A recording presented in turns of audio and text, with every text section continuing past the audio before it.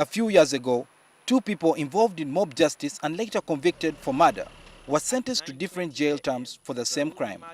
One was sentenced to 100 years and the other 26 years.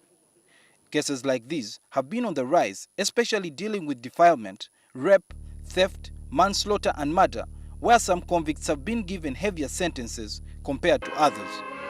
Now the Uganda Law Reform Commission and other organs of the judiciary have launched the sentencing guidelines for the courts of judicature.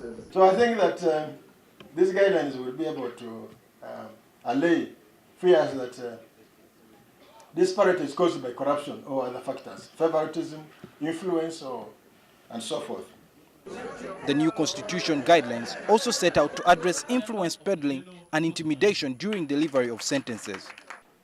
We now think that sentencing will no longer pose a challenge to most judicial officers, whose dilemma has always been how to punish the offender. How do I punish this offender? How to protect the public? How to reform and change an offender's behavior? Research has also been done and a minimum sentence has been set for most of the offenses.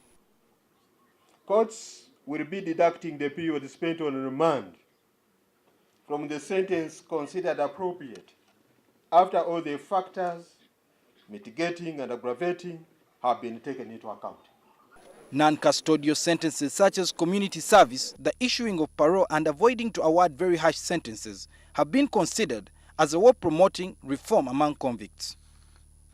The Chief Justice Benjamin Odoki launched these sentencing guidelines in the presence of judicial officers, the Law Society, legislators and members of the prison service.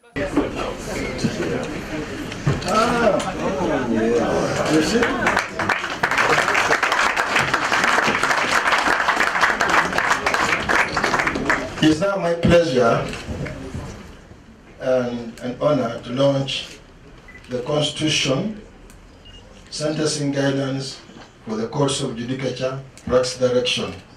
The move to make these guidelines has taken 2 years of research on the law, following a decision which I would like to kindly request you to set up a 27-member task force.